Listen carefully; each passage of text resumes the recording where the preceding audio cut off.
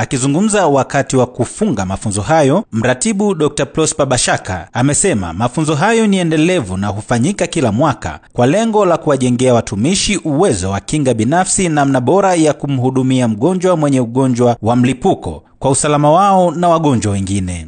Tumekuwa na mafunzo kwa watumishi wetu wa afya.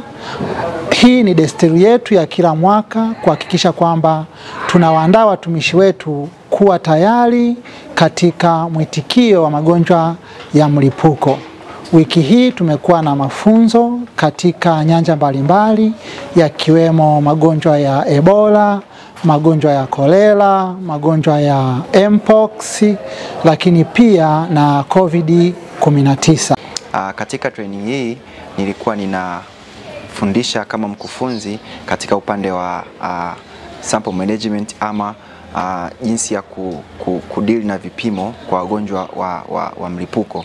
Pamoja na kwamba anaweza kuwa ni mgonjwa wa magonjwa ya mlipuko, lakini bado anakuwa anahitaji kuendelea na huduma nyingine za kawaida kabisa katika hospitali, kwamba anaweza kuwa ni mgonjwa wa magonjwa ya mlipuko, lakini bado tunahitaji kumhudumia vipimo vingine vya kila siku vya kimatibabu.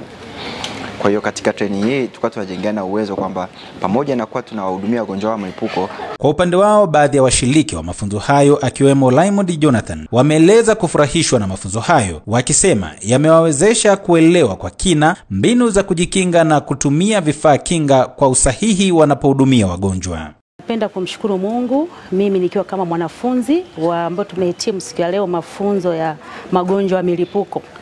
Na nimefurahi kwa sababu tumejifunza vitu vingi vya msingi, ikiwepo kujikinga na magonjwa ya milipuko kwa njia ya kuhudumia wagonjwa wetu bila kuwanyanyapaa, na tumejifunza vitu vingi ambavyo tunaweza kujikinga wakati wa kutoa huduma hizo za magonjwa. Leo tumehitimisha mafunzo ambayo yalikuwa yanahusiana na magonjwa ya milipuko, magonjwa mbalimbali ya milipuko, ambapo kwa siku ya leo toka tumeanza mpaka tumehitimisha ninajifunza vitu vingi sana.